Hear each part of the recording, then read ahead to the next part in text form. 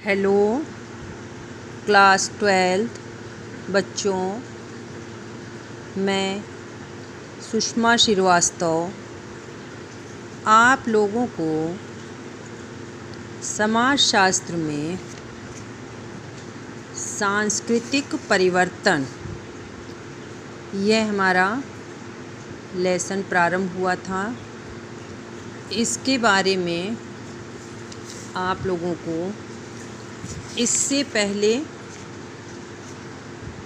सांस्कृतिक परिवर्तन में ग्रामीण समाज में परिवर्तन, जातीय व्यवस्था में परिवर्तन तथा संस्कृतिकरण, आधुनिकीकरण, पंथ निरपेक्षीकरण और पश्चिमीकरण, इसके बारे में आप लोगों को बता चुके हैं।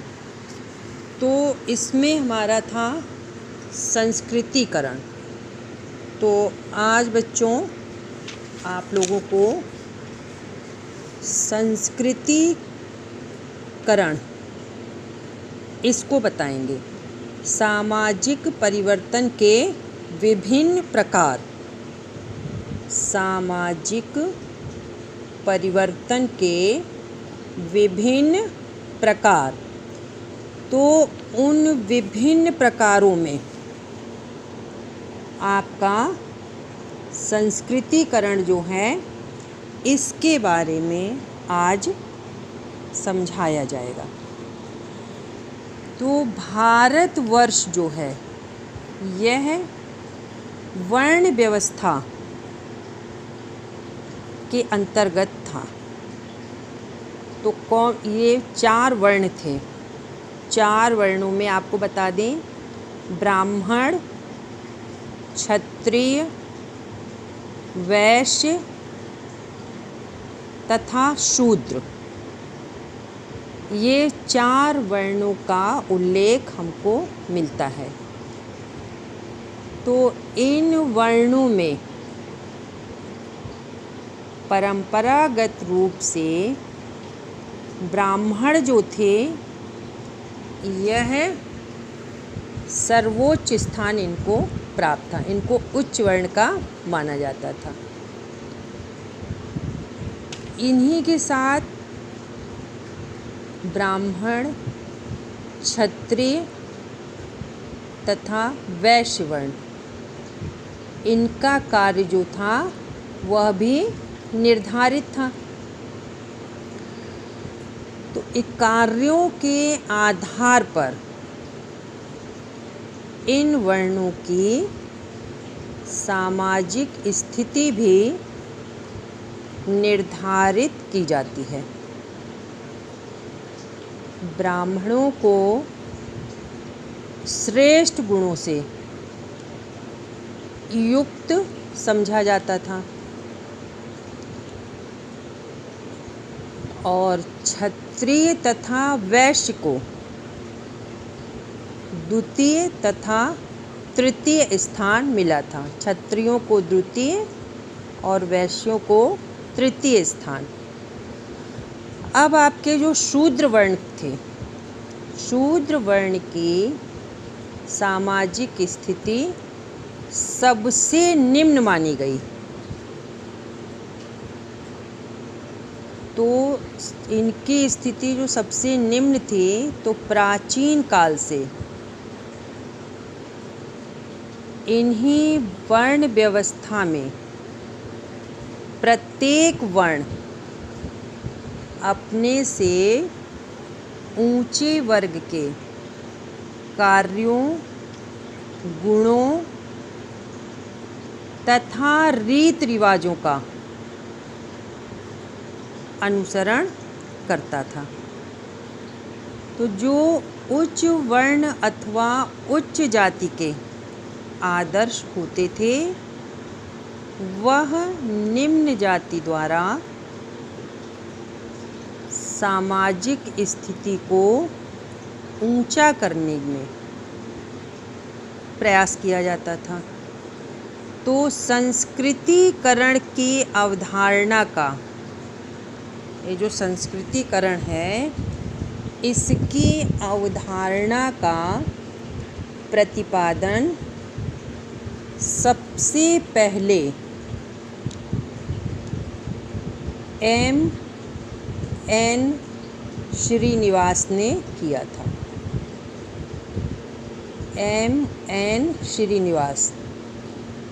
अब देखा जाएगा हम लोग, हमारा अगला पॉइंट रहेगा संस्कृतिकरण की प्रमुख विशेषताएं। संस्कृतिकरण की प्रमुख विशेषताएं।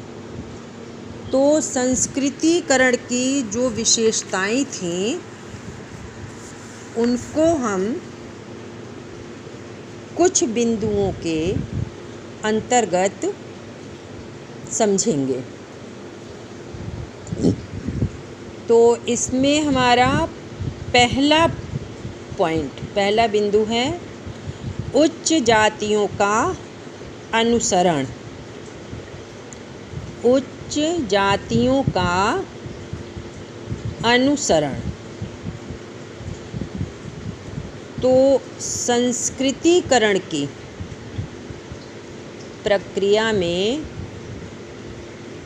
कोई निम्न वर्ण, जाति या जनजाति अपने से ऊंचे वर्ण या जाति का अनुकरण करके अपने परंपरागत सामाजिक स्तर को ऊंचा उठाने का प्रयास करते हैं।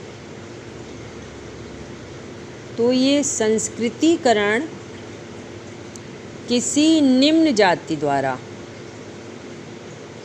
अपने से उच्च जाति के रीति रिवाज, रहन सहन, कर्मकांड एवं जीवन पद्धति के अनुसरण करने की एक प्रक्रिया है। तो ये तो हो गया उच्च जातियों का अनुसरण। तो उच्च जातियों का अनुसरण कौन कर रहा है? निम्न जाति के लोग, उनके रीत रिवाज, रहन सहन और कर्म कांडों को अपनाते हैं। फिर दूसरा हमारा इसी में है प्रायः द्विज जातियों का अनुकरण। प्रायः द्विज जातियों का अनुकरण। तो ये जो द्विज जाति हैं, यह ब्राह्मणों में इस जाति को माना जाता है। तो संस्कृतिकरण की प्रक्रिया में यह आवश्यक नहीं है कि निम्न वर्ण अथवा निम्न जाति का, निम्न वर्ण अथवा जाति ब्राह्मणों का ही अनुकरण करें। इसमें कोई निम्न जाति या जनजाति या जन समूह किसी भी द्विज जाति के सिद्धांतों का अनुकरण कर सकता है। और ये जो द्विज जातियाँ, ये प्रायः उस क्षेत्र में पाई जाने वाली जातियाँ होती हैं जिनका ये अनुसरण करते हैं। तो दूसरा हमारा था द्विज जातियों का अनुकरण। अब तीसरा हमारा है केवल पदमूलक परिवर्तन।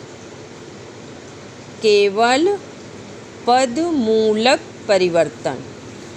तो ये जो पदमूलक परिवर्तन है, यह संस्कृतिकरण की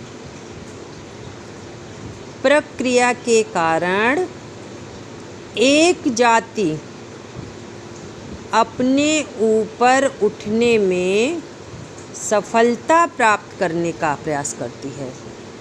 एक जाति जो है अपने को ऊपर उठाने के लिए जो प्रयास कर रही है, तो उस प्रकार ये जो गतिशीलता के कारण वह जाति जनसमूह अपने सामाजिक स्थिति को ऊंचा उठा सकती है, लेकिन गतिशीलता से पदमूलक परिवर्तन हो सकते हैं। समाज की संरचना में किसी प्रकार का कोई परिवर्तन संस्कृतिकरण नहीं हो सकता। एक जाति अपने दूसरी जातियों से ऊंचा उठ सकती है और दूसरी जातियां उसे नीची रह जाती हैं। तो ये देखेंगे कि यह जो ऊंच नीच की भावना से कोई जाति अपने सामाजिक मूल्यों को नहीं बदल सकती। जैसे हम देखते हैं कि आधुनिक युग में निम्न जाति को चाहे कितने भी अधिकार प्रदान किए गए हैं, सामाजिक स्तर को ऊंचा उठाया जा सकता है, लेकिन यह सब कुछ होते हुए भी उच्च जाति द्वारा निम्न जाति ही मानी जाती हैं। तो इस प्रक्रिया के कारण जो भी परिवर्तन होते हैं वे पदमूलक ही होते हैं। तो समाज की संरचना में इनका कोई प्रभाव नहीं पड़ता। अब चौथा है सर्वव्यापकता। सर्वव्यापकता इसमें संस्कृतिकरण की प्रक्रिया हिंदू जाति तक ही सीमित नहीं है। यह प्रक्रिया जनजातीय तथा अर्ध जनजातीय समूहों में भी पाई जाती है। जब एक जनजाति या जाति किसी उच्च जाति के सांस्कृतिक प्रतिमानों का अनुकरण करने लगती है, तब धीरे धीरे उच्च जाति के सदस्य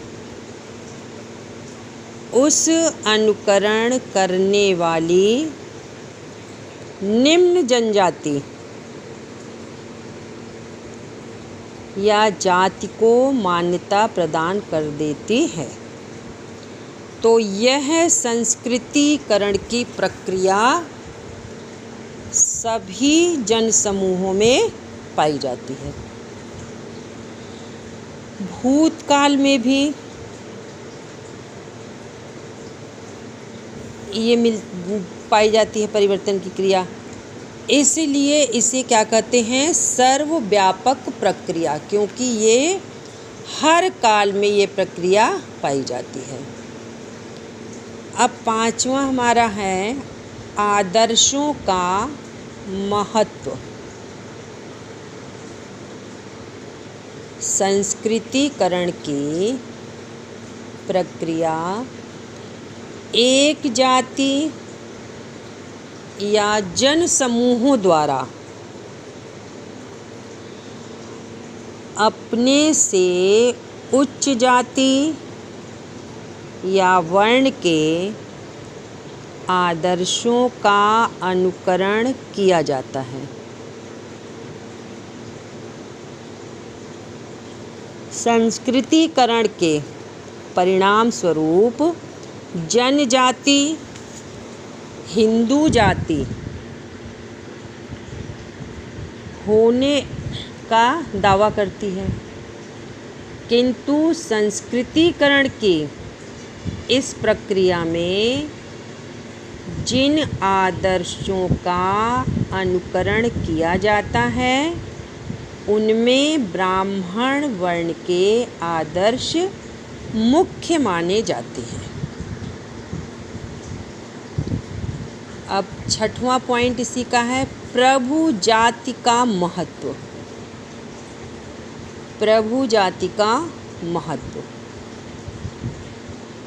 तो संस्कृतिकरण की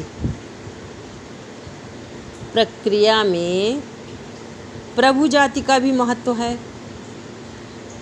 भारत में भूस्वामित्व का प्रमुख स्थान रहा है।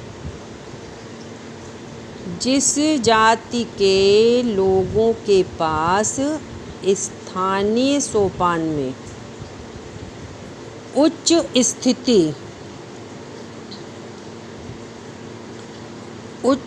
स्थिति एवं अधिकतम भूमि हो, उस स्थान पर वही जाति प्रभु जाति कहलाती है। प्रभु जाति के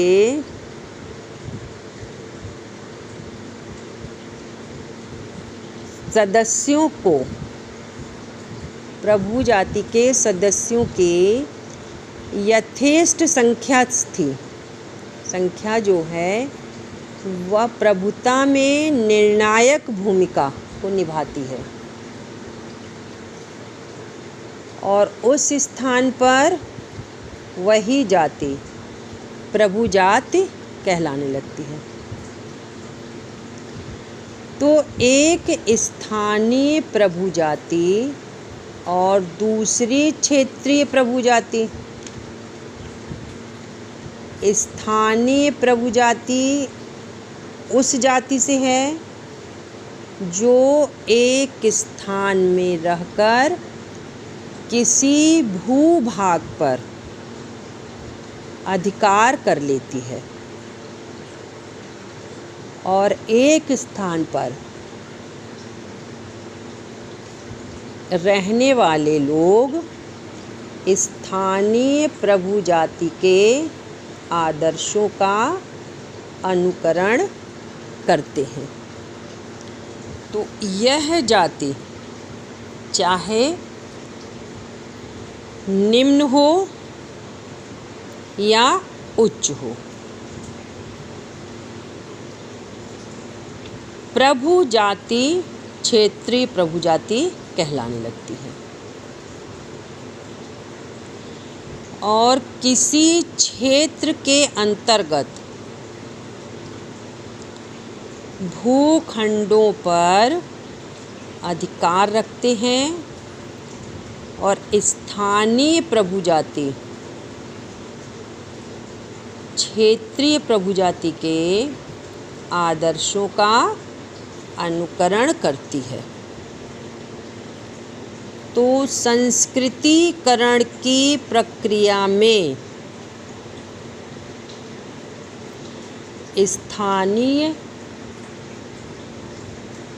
संस्कृतिकरण की प्रक्रिया में स्थानीय तथा क्षेत्रीय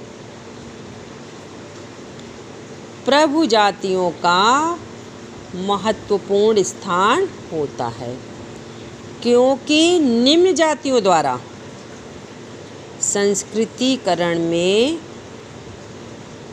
अधिकांश इन्हें ही आदर्श माना जाता है। अब सातवां पॉइंट है हमारा सार्वदेशिकता का अभाव। सार्वदेशिकता का अभाव। संस्कृतिकरण की प्रक्रिया में निम्न जातियाँ उच्च जातियों के आदर्शों का अनुकरण करती हैं। ऐसा करने से क्या होता है? उनकी जाति नहीं बदल जाती, भले ही उनकी स्थिति में परिवर्तन हो जाए। संस्कृतिकरण के संबंध में एक उल्लेखनीय बात ये कही गई है कि इस प्रक्रिया में निम्न जाति सदैव उच्च जाति के आदर्शों का अनुकरण नहीं करती। कुछ ऐसे स्थान भी हैं जहाँ पर निम्न जाति के सदस्य उच्च जातियों के आदर्शों का अनुकरण नहीं करेंगे। तो इसमें डी.एन. मजूमदार ने एक गांव था मोहाना, वहाँ पे जाकर यह देखा कि वहाँ पर निम्न जातियों में उच्च जाति की संस्कृति को ग्रहण करने की कोई प्रवृत्ति नहीं है। वहाँ इसके विपरीत है कि उच्च जातियों में निम्न जातियों के आदर्शों को अपनाने की प्रक्रिया पाई जाती है। तो ये कहेंगे हम इस प्रकार की संस्कृतिकरण की प्रक्रिया सभी स्थानों पर एक रूप में नहीं होती है। अब 8वां है शुद्धतावादी आदर्शों का महत्व। शुद्धतावादी आदर्शों का महत्व। अब इसमें देखिए कि संस्कृतिकरण की प्रक्रिया में नैतिक एवं शूद्र आदर्शों को ही महत्वपूर्ण स्थान दिया गया है। ये भी हम कह सकते हैं कि संस्कृतिकरण की प्रक्रिया के अंतर्गत जिन आदर्शों का अनुकरण किया जाता है वे नैतिक एवं शुद्ध आदर्श होते हैं। जैसे मान लें हम कि किसी जाति के मांस और मदिरा खाने का अनुकरण नहीं करेंगे, बल्कि शाकाहारी भोजन के आदर्शों का अनुकरण करते हैं। तो ये कहा जाएगा कि संस्कृतिकरण की प्रक्रिया शुद्धतावादी आदर्श अर्थात पवित्रता अपवित्रता के विचारों में महत्वपूर्ण स्थान देती है।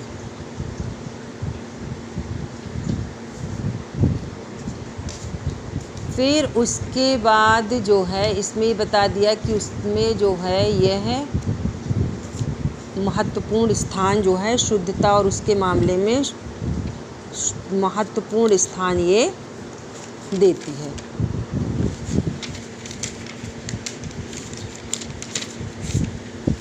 फिर अगला है हमारा इसी का पॉइंट वैधीकरण का महत्व। वैधीकरण का महत्व। तो संस्कृतिकरण की प्रक्रिया वैधीकरण की भी मान्यता है। इसमें कुछ विद्वानों का मत है कि निम्न जाति के किसी भी शक्तिशाली व्यक्ति को ब्राह्मणों द्वारा किसी उच्च वर्ग का घोषित कर देने से वह व्यक्ति उच्च वर्ग की सदस्यता का माना जाने लगता है। और उसी जगह यदि किसी जाति का कोई व्यक्ति राजा बनने के बाद अपने उच्च जाति का सदस्य घोषित करना चाहे तो वह किसी ब्राह्मण से अपना राज्याभिषेक संस्कार कराकर ब्राह्मणों को उसके कार्य की दक्षिणा देकर ऐसा कर सकता है। तो संस्कृतिकरण में ब्राह्मणों द्वारा वैधिकरण की प्रक्रिया के कारण निम्न जाति का कोई भी सदस्य उच्च जाति की संस्कृति ग्रहण कर सकता है। तो ये था वैधिकरण का महत्व। अब 10वां है इसमें सामाजिक गतिशीलता। सामाजिक गतिशीलता जो है यह भी संस्कृतिकरण की प्रक्रिया है जिसमें जातियों के सामाजिक स्थान परिवर्तित होते रहते हैं। उच्च जातियों के आदर्शों का अनुकरण करके निम्न जाति के सदस्य अपनी जाति में ही उच्च स्थान प्राप्त करते हैं और इस व्यवस्था के कारण समाज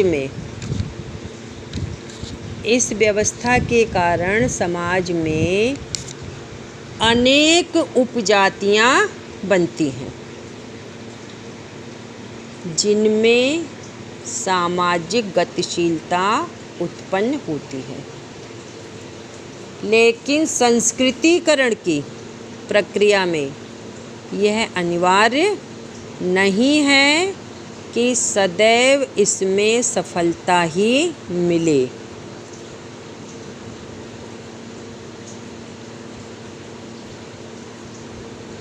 जिनमें निम्न जातियों को अपना स्थान ऊंचा कर लेने की सफलता नहीं मिल पाती। फिर अगला है इसमें संस्कृति का आदान प्रदान। संस्कृतिकरण की प्रक्रिया में अनुकरण करने वाली जाति तथा वह जाति जिसका अनुकरण किया जाता है दोनों एक दूसरे की संस्कृति को प्रभावित करती हैं। तो श्रीनिवास M.N. श्रीनिवास ने लिखा है, इनकी परिभाषा कहिए या इनके विचारों को कहिए, इन्होंने लिखा है कि संस्कृतिकरण एक दो मुखी प्रक्रिया है। संस्कृतिकरण एक दो मुखी प्रक्रिया है। इसमें दोनों ही संस्कृतियाँ परस्पर आदान प्रदान करती हैं। यद्यपि स्थानीय संस्कृति देने की अपेक्षा ग्रहण अधिक करती हैं। तो ये बच्चों हमने जो पढ़ा है ये हमारा था संस्कृतिकरण की प्रमुख विशेषताएं, जिसमें पहला था उच्च जातियों का अनुसरण, दूसरा पॉइंट था प्रायः द्विज जातियों का अनुकरण, और तीसरा था केवल पदमूलक परिवर्तन, और चौथा था सर्वव्यापकता, पांचवा था आदर्शों का महत्व, छठवां था प्रभु जाति का महत्व, सातवां था सार्वदेशिकता का अभाव, और आठवां था शुद्धतावादी आदर्शों का महत्व, और नौवां था वैधीकरण का महत्व, दसवां था सामाजिक गतिशीलता, और 11वां था संस्कृति का आदान प्रदान। तो ये तो थी हमारी इसकी विशेषताएं। और अब बच्चों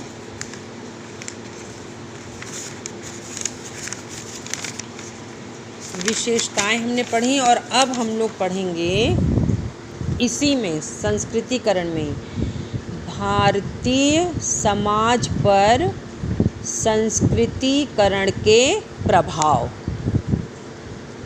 कि भारतीय समाज पर संस्कृतिकरण के क्या प्रभाव पड़े। तो संस्कृतिकरण एक पक्षीय प्रक्रिया नहीं है, क्योंकि इसके साथ साथ असंस्कृतिकरण की भी प्रक्रिया प्रारंभ हो जाती है। असंस्कृतिकरण में उच्च जातियां अपने परंपरागत आदर्शों को छोड़कर निम्न जातियों के रीत रिवाज को ग्रहण करती हैं। तो यह संस्कृतिकरण की बिल्कुल उल्टी व्यवस्था हो जाती है। तो तीव्रता से परिवर्तित हो रही परिस्थितियों में उच्च जातियों के लिए अपने परंपरागत आदर्शों को बनाए रखना एक कठिन कार्य हो जाता है। तो आधुनिक युग में संस्कृतिकरण तथा असंस्कृतिकरण दोनों ही प्रक्रियाओं में सामाजिक जीवन में दोनों प्रक्रियाओं ने सामाजिक जीवन में कुछ परिवर्तनों को जन्म दिया।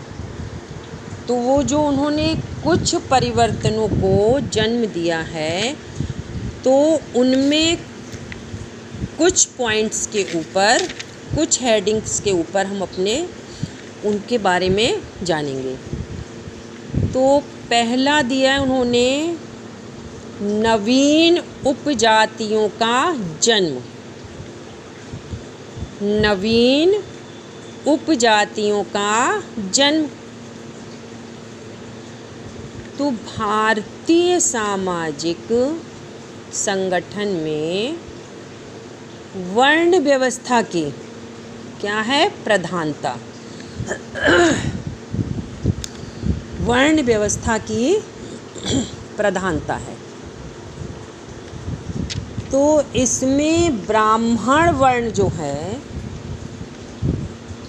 ब्राह्मण वर्ण का स्थान जो है वह सबसे और जातियों से सबसे ऊंचा है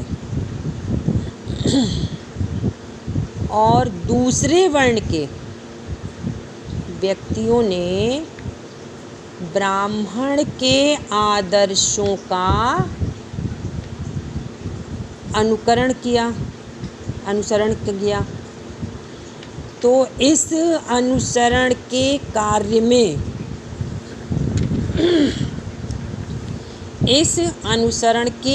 में कुछ लोग कुछ सीमा तक क्या हुए, सफल हुए, और जो सफल व्यक्ति अपने वर्ण या जाति में अपने को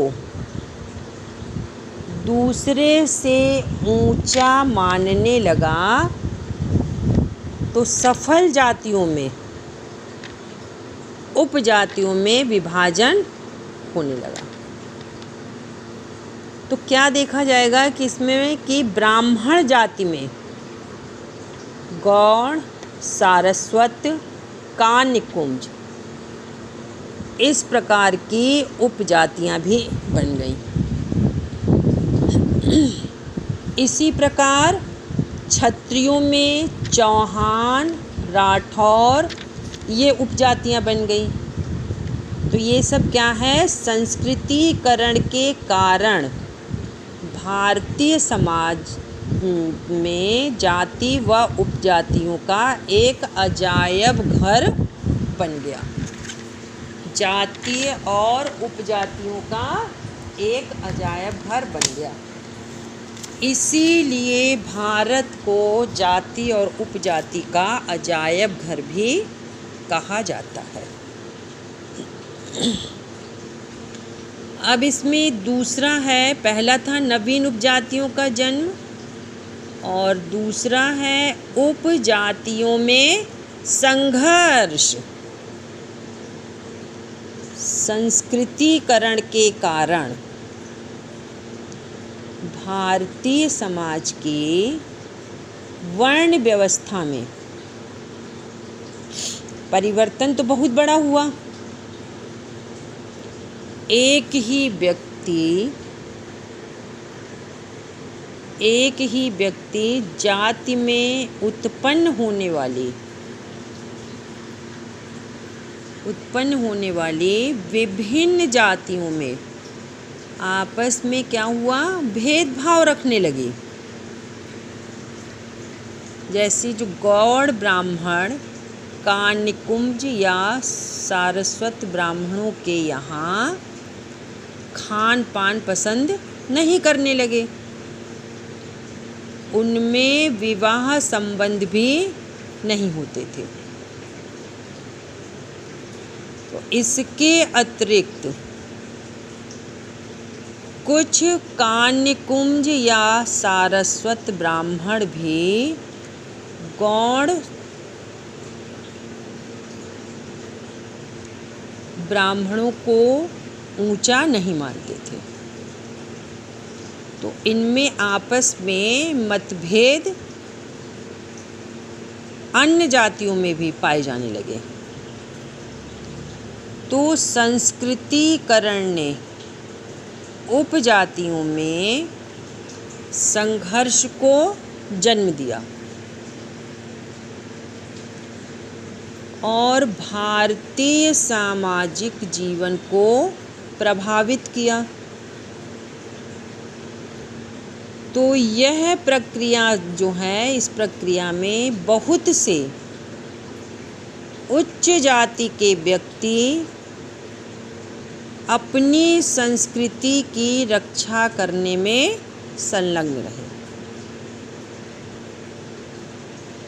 तो हिंदू धर्म का पुनरुत्थान करने वाले व्यक्तियों ने हिंदू संस्कृति की रक्षा की। तो ये हुआ उपजातियों में संघर्ष। अब तीसरा पॉइंट है नवीन रीत रिवाजों का जन्म।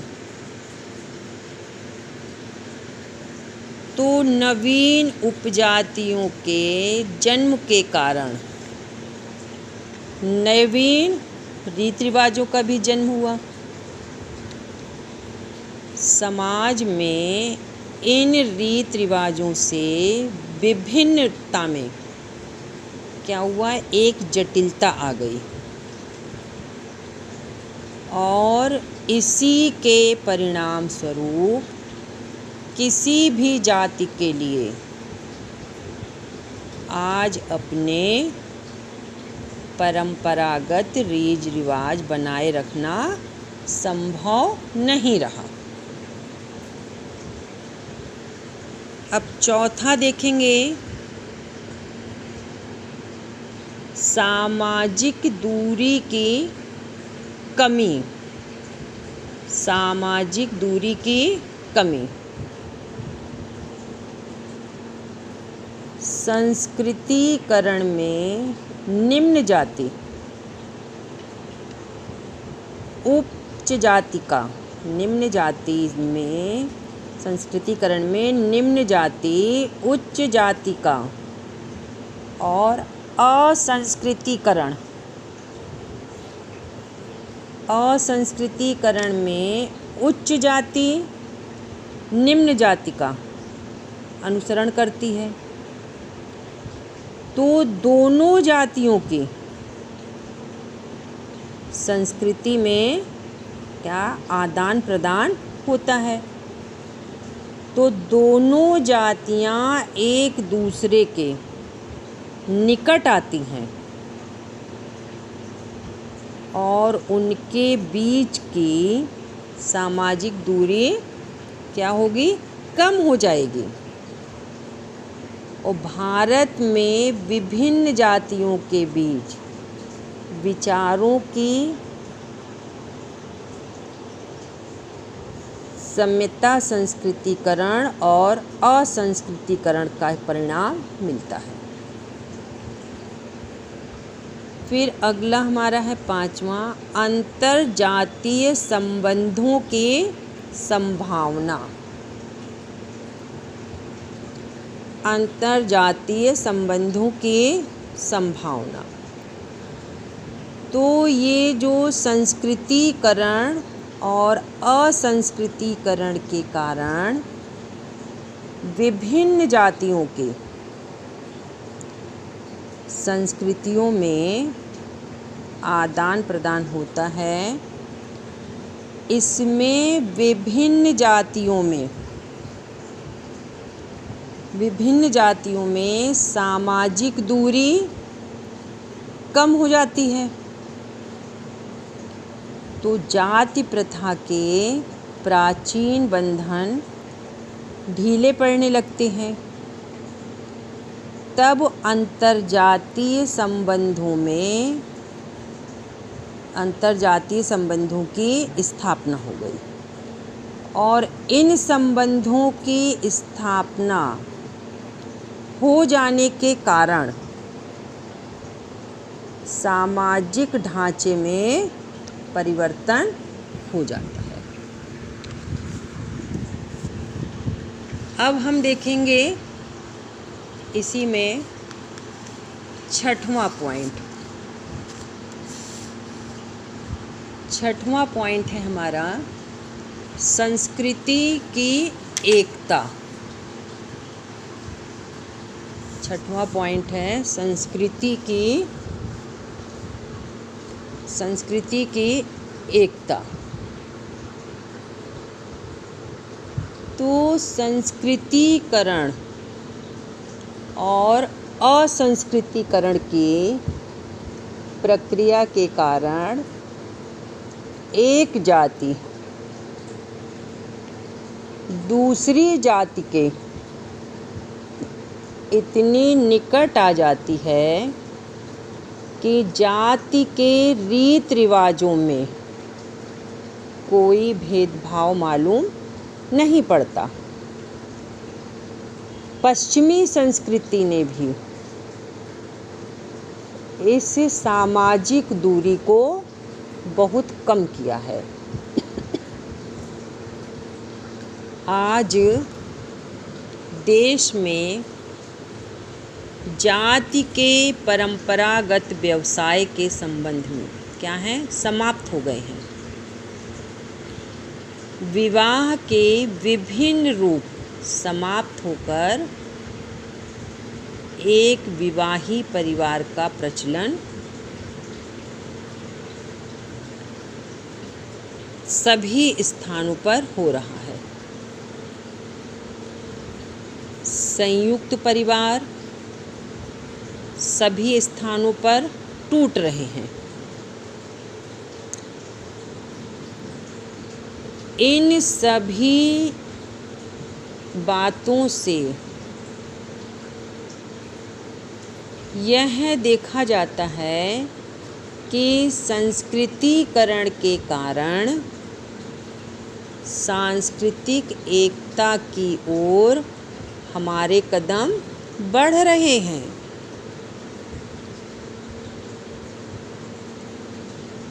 क्योंकि इसमें अनेकता में एकता जो है वह बढ़ती जा रही है। तो ये था संस्कृति की एकता। फिर 7वां पॉइंट है वर्णों में संघर्ष का अंत।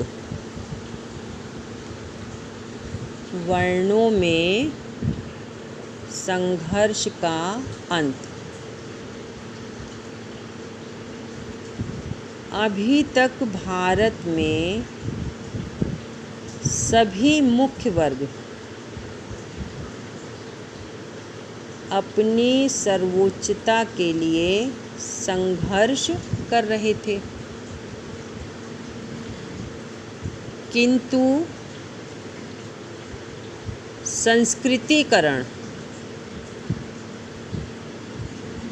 तथा असंस्कृतिकरण के कारण एक वर्ण या जाति दूसरे वर्ण या जाति के निकट आ गई। तो आज भारतीय समाज में वर्ण एवं जाति के आधार पर होने वाले संघर्ष क्या हुए, धीरे धीरे समाप्त हो गए। फिर 8वां है आर्थिक स्वतंत्रता। आर्थिक स्वतंत्रता जो है यह भारतीय जाति प्रथा में सभी जातियों के पेशे क्या थे, निश्चित थे। एक जाति दूसरी जाति के पेशों को ग्रहण करने में संकोच करती थी और यह संकोच उच्च जाति के लोगों में भी किया जाता था, क्योंकि उच्च जाति के लोग निम्न जाति के लोगों के पेशे करना अच्छा नहीं समझते थे। तो इसी व्यवस्था के कारण उच्च जाति के लोगों में आर्थिक स्वतंत्रता का अभाव था, किंतु यह संस्कृतिकरण के प्रक्रियाओं के कारण एक जाति दूसरी जाति के पेशे को ग्रहण करने लगी है।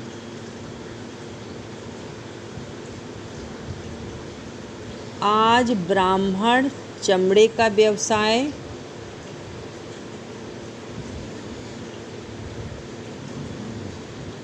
ब्राह्मण जो है वो चमड़े का व्यवसाय करने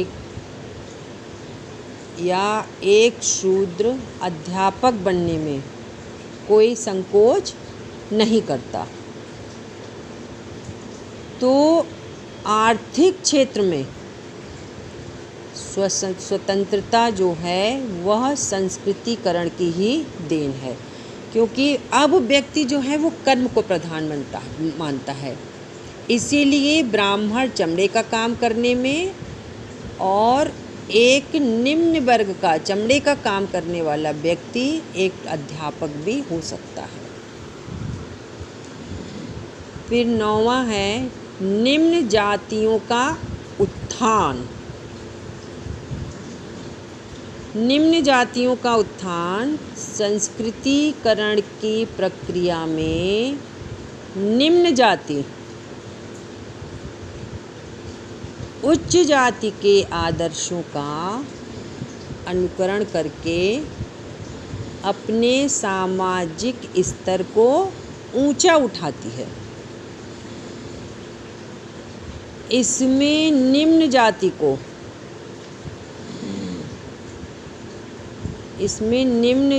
को अपनी परंपरागत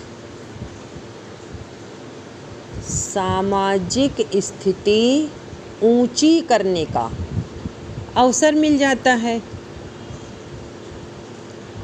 और अनेक जातियों का इसमें क्या उत्थान होता है। तो इस व्यवस्था के कारण समाज में निम्न जातियों का सामाजिक स्तर ऊंचा हुआ है। फिर 10वां है सामाजिक संस्थाओं में परिवर्तन। सामाजिक संस्थाओं में परिवर्तन यह भी संस्कृतिकरण के कारण सामाजिक संस्थाओं में भी परिवर्तन देखा गया है। इस प्रक्रिया का सबसे अधिक प्रभाव जाति व्यवस्था पर पड़ा है। विवाह के प्रतिमानों में भी परिवर्तन हो रहा है, किन जाति प्रतिबंधों में शिथिलता आ रही है और जातियों में दूरी कम हो गई है तथा अंतर जातीय विवाहों की संख्या में वृद्धि हो रही है। फिर 11वां है राजनीतिक सिद्धांतों का जन्म। राजनीतिक सिद्धांतों का जन्म संस्कृतिकरण के कारण ही राजनीतिक सिद्धांतों का जन्म हुआ है। धर्मनिरपेक्षता तथा मौलिक अधिकारों की मान्यता राजनीतिक सिद्धांतों के रूप में कुछ सीमा तक संस्कृतिकरण की ही देन है। फिर 12वां पॉइंट है विश्व बंधुत्व की भावना। विश्व बंधुत्व की भावना, अब इसमें भी देखिए संस्कृतिकरण के कारण सभी जातियां एक दूसरे के निकट आ रही हैं। कोई विशेष रीत रिवाज, संस्कार एवं त्यौहार किसी विशेष जाति तक सीमित नहीं है।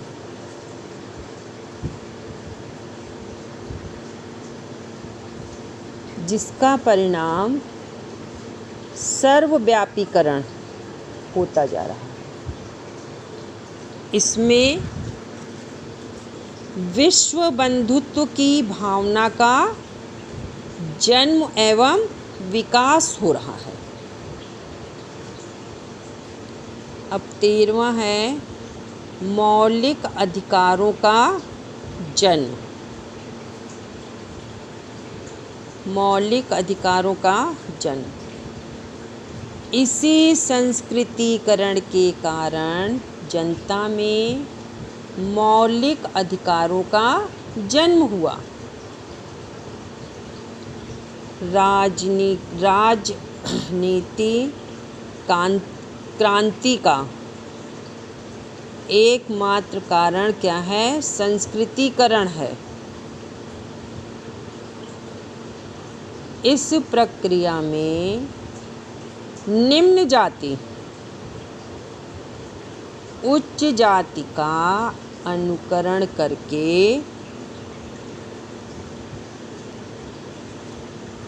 ज्ञान विज्ञान की ओर बढ़ रहा है। तो निम्न जाति का बौद्धिक विकास क्या है? हो रहा है, और इन जातियों के लोगों में अधिकारों के प्रति जागृति जो है वह उत्पन्न हो रही है। और आधुनिक युग में संविधान में मौलिक अधिकारों की मान्यता के पीछे संस्कृतिकरण की भावना रही है। अब 14वां पॉइंट है विभिन्न सुधार आंदोलन।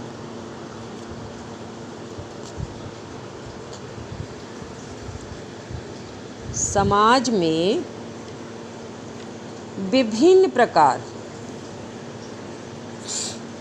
प्रकार के समय समय पर सुधार आंदोलनों का जन्म जो है यह भी संस्कृतिकरण का ही परिणाम है। संस्कृतिकरण ने लोगों में सांस्कृतिक पुनरुत्थान की भावना को जन्म दिया।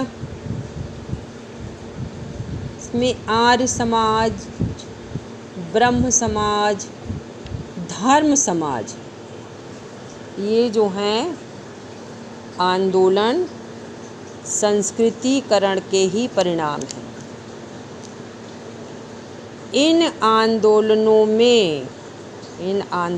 में भारत के सामाजिक जीवन में अनेक परिवर्तन किए।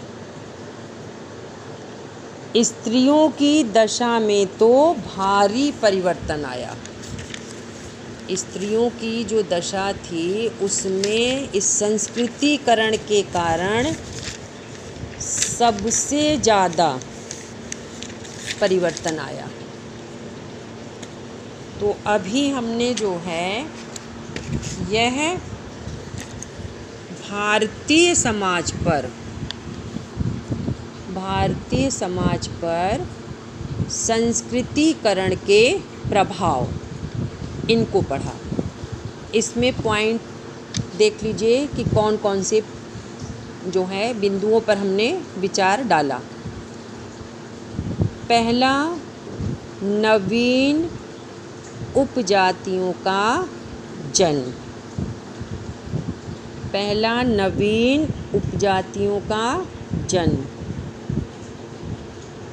दूसरा, उपजातियों में संघर्ष। तीसरा, नवीन रीति रिवाजों का जन्म। चौथा, सामाजिक दूरी की कमी। पाँचवा, अंतर्जातीय संबंधों की स्थापना।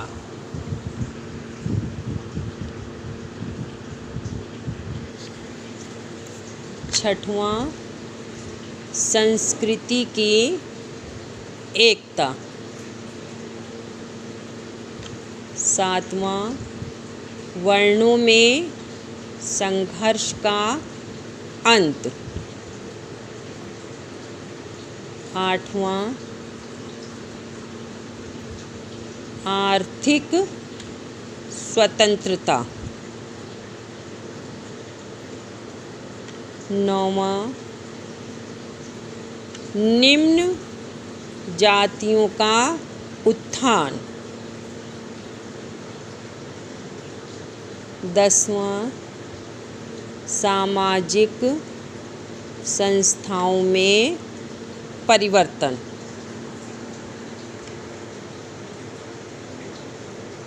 11वां राजनीतिक सिद्धांतों का जन्म। 12 विश्व बंधुत्व की भावना। 13 मौलिक अधिकारों का जन्म। और 14 विभिन्न सुधार आंदोलन। तो ये हमने पढ़ा भारतीय समाज पर संस्कृतिकरण का प्रभाव। और इससे पहले आपको बताया था संस्कृतिकरण की विशेषताएं। तो विशेषताओं में भी आपके जो पॉइंट थे उनको बता दिया था। फिर से सुनिए। उच्च जाति विशेषताएं हैं ये संस्कृतिकरण की विशेषताएं। उच्च जातियों का अनुसरण। दूसरा प्रायः द्विज जातियों का अनुसरण। तीसरा केवल पदमूलक परिवर्तन। चौथा सर्वव्यापकता। 5वां आदर्शों का महत्व। 6वां प्रभु जाति का महत्व। 7वां सार्वदेशिकता का अभाव। और 8वां शुद्धतावादी आदर्शों का महत्व। तो ये जो था संस्कृतिकरण की प्रमुख विशेषताएं थीं, जो यह 8 पॉइंट आप लोगों को बताए हैं, यह संस्कृतिकरण की विशेषताएं थीं। और ये जो आपके 14 पॉइंट हैं, तो ये हैं भारतीय समाज पर संस्कृतिकरण के प्रभाव, जिसमें नवीन उपजातियों का जन्म पहला है। दूसरा उपजातियों में संघर्ष। और तीसरा है नवीन रीत रिवाजों का जन्म। और चौथा है सामाजिक दूरी की कमी। 5वां अंतरजातीय संबंधों की संभावना। 6वां संस्कृति की एकता। 7वां वर्णों में संघर्ष का अंत। 8वां आर्थिक स्वतंत्रता। 9वां निम्न जातियों का उत्थान। 10वां सामाजिक संस्थाओं में परिवर्तन। 11 राजनीतिक सिद्धांतों का जन्म। और 12 विश्व बंधुत्व की भावना। 13 मौलिक अधिकारों का जन्म। और 14 विभिन्न सुधार आंदोलन। तो ये आज हमने संस्कृतिकरण के बारे में पढ़ा, जिसमें उसकी विशेषताएं हैं और भारतीय समाज में इसका प्रभाव। तो आज के लिए बच्चों इतना बहुत है। अब इसके आगे जो है